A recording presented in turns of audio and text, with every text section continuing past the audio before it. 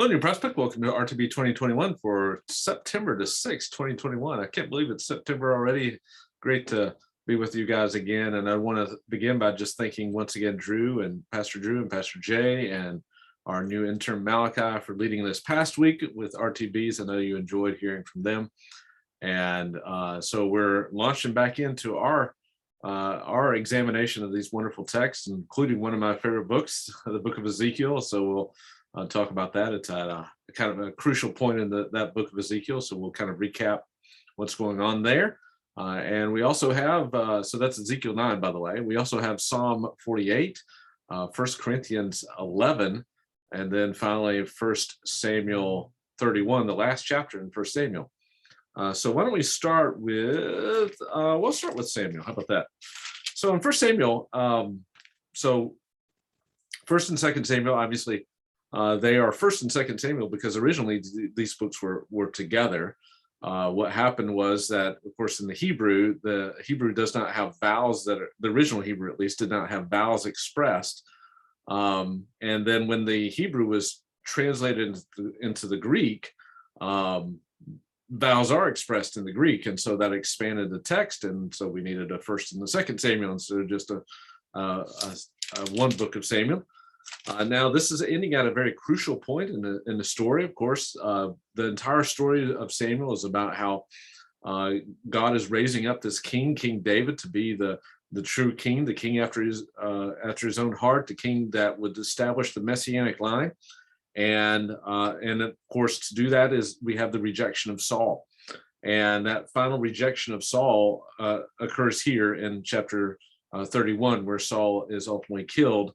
Which is really where this has all been heading. The rejection of Saul, the removal of God's spirit from Saul, the pretty much insanity of Saul at the end, his obsession with David, all of that has been driving forward to this one point, and it is not a good end for Saul, who is killed and then desecrated by the Philistines as they are fighting against him. His sons are killed as well, including Jonathan, who had that covenant with David, one of David's dear friends. And then Saul himself dies with his 3 sons and many others on that particular day. And to desecrate, by the way, this is in fulfillment of the prophecy of Samuel himself, as he is raised up from the dead, in that very strange story let's see, what passage was that? With 1 Samuel 28, consulting with a medium at the witch at Endor. So this is the end of Saul. A couple of things to note about the ending here, of course. Is first of all how in disgrace Saul dies, and the Philistines disgrace him in several ways here. They strip him of his armor, probably even strip him of his clothes as well.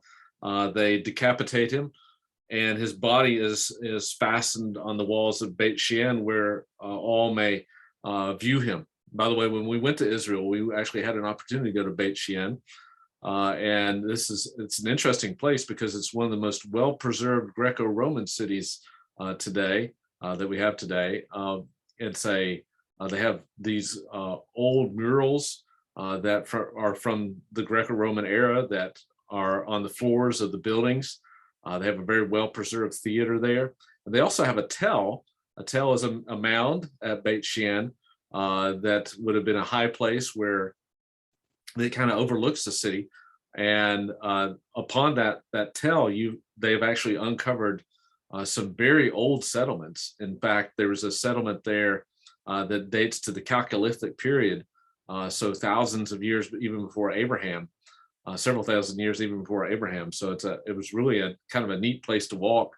I remember they had given us like 15 or 20 minutes to hike up to the tell, and I insisted on having the opportunity to go up there. So me and a couple other students, when we went to Israel, jogged up to the top of Beit Shean and overlooked that wonderful city. It's a beautiful, beautiful area. And and yet this is, of course, the place of the end of Saul.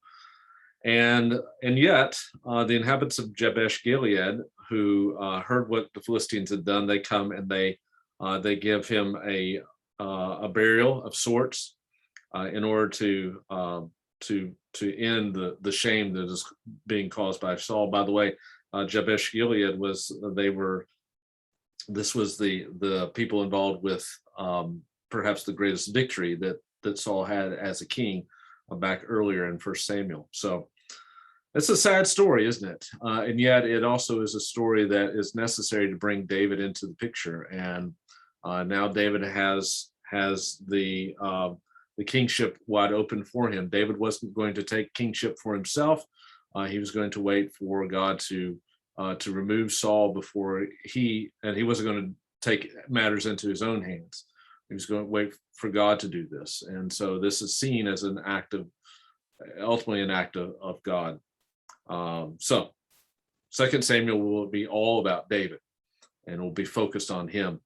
And it will be one of the more significant passages in all the Old Testament as we read through the books of 2 Samuel. So that's 1 Samuel 31.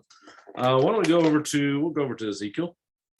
So in Ezekiel 9, I remember that in Ezekiel is writing from the exile. He's writing from Babylon.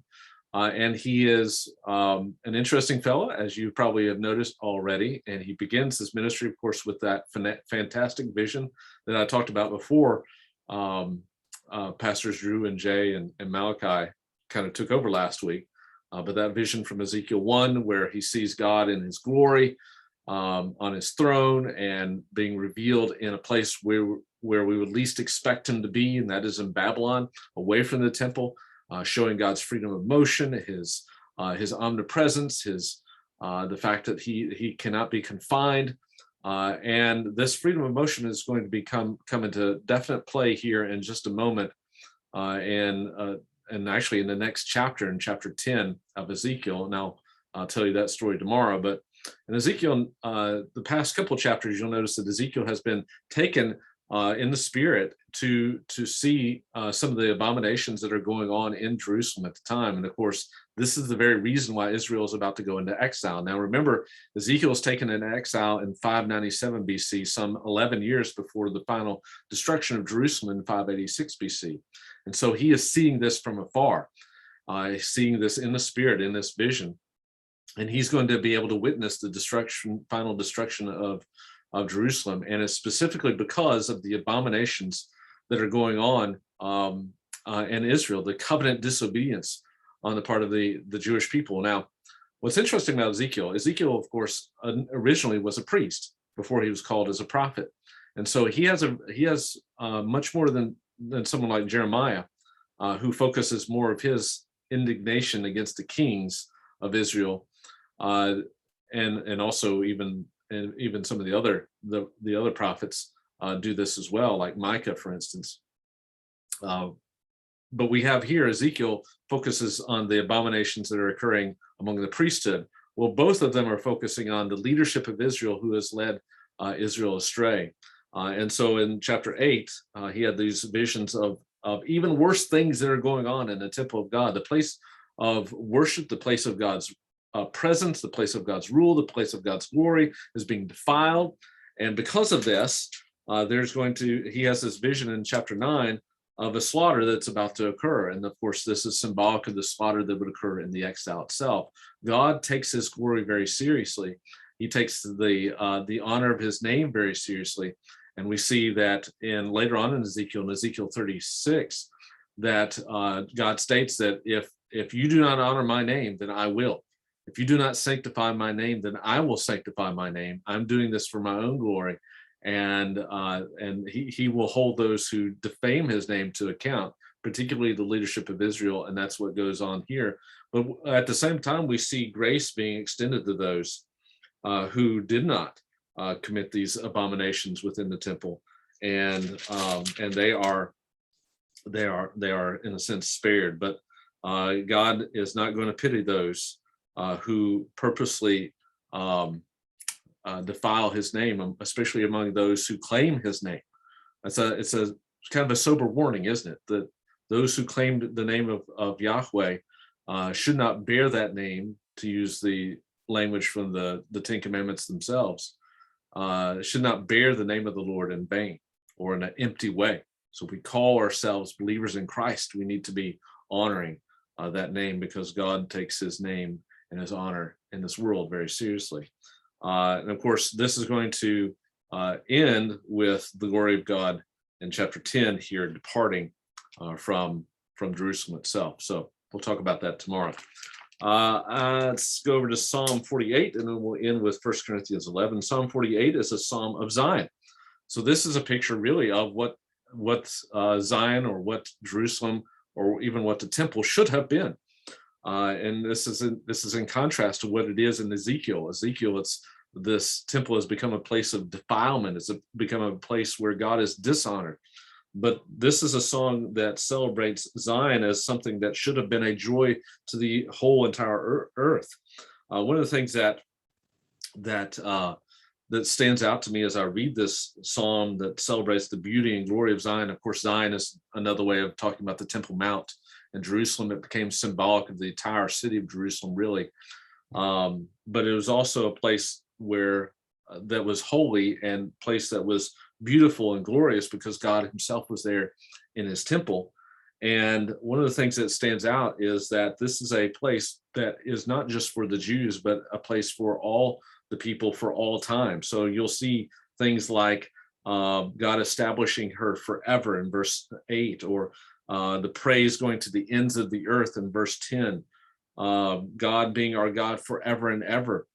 So these are talking about universal terms. God is a God of all things, for all time, and for all peoples. And this is the intention of God in Zion. But of course, the fulfillment of, we've talked about this before, the fulfillment of that imagery of God's temple is, of course, in Jesus himself. And when he cleanses the temple in the New Testament, in the Gospels, he's showing ultimately himself to be that new temple, the new place of God on this earth, the new place of God's rule, the presence of God among his people. John 1, God, the word became flesh and tabernacled among us. And so the way in which that rule of God, that glory of God, the presence of God being forever and ever for all peoples, is now in the person of Jesus Christ. He is, you could say in that sense, the beauty and glory of Zion. Psalm 48. That moves us finally to 1 Corinthians chapter 11, I believe is our text for today. So in 1 Corinthians 11, Paul begins by quoting from, or not quoting, but begins by giving an exhortation in verse 1 that I actually quoted from, I think, in my last booster, where I was talking about the work of Thomas à Kempis called The Imitation of Christ. And I commended that to folks in that booster. I hope you have had a chance to read that. One of the great works of antiquity, going back, well, not really antiquity, of the Middle Ages, going back to around the 14th century AD. Kempis was a monk and had written several tractates, several booklets to give instructions on living out the Christian life to the people, the monks who were underneath him. And those were taken and formed this book called The Imitation of Christ. It's been published in many, many different versions throughout the ages, many different languages. I think some 50 or 60 different languages it's been translated into, and it has a tremendous impact on the lives of many. But one of the things that I talked about when referring to that book is that Kempis, one of the things he calls people to is to be imitators of Christ. In fact, that's the title of the book itself. And here we have Paul exhorting us to do the same, to be imitators of him who is therefore the imitators of Christ. And this is really what discipleship is all about, isn't it? That discipleship is becoming like the discipler, and we've talked about that before as well. And so we are to be like Christ, and we are to mirror him. And this is what Paul is really calling people to. I'm trying to mirror Christ. If you mirror my actions, hopefully you're going to be mirroring the actions of Jesus. Then in the rest of this chapter, Paul starts to move really from chapter 11, verse 2, all the way down to chapter 14, the end of chapter 14. Paul deals with the subject matter that'll kind of dominate that section, which is some of the worship practices within the church that were causing disorder. Specifically, if you read, let's see, verse 18, where he says that there's divisions that are existing among you because of this disorder that had entered into the church. Some of it has to do with order within worship services, with the head coverings that we've talked about before earlier in the year. I'm not going to go into a lot of that. This is, again, not necessarily giving us a one-to-one correspondence and practices for today, but really what it's doing is it's talking about the necessity of having order within the worship service. And then, of course, at the end of this chapter, he talks about how there had entered into the observance of the Lord's Supper some disorder. And he was reminding them of what the purpose of the Lord's Supper is and the seriousness with which we should take the Lord's Supper. And you'll often hear this text preached or even read while doing the Lord's Supper, because it does refocus us on what the purpose is of the Lord's Supper and how we should understand it and the seriousness with which we should take it. This is one where we're an event in the life of the church where we are doing it in remembrance of him in order to ultimately draw us into closer relationship with him as a covenant body of faith.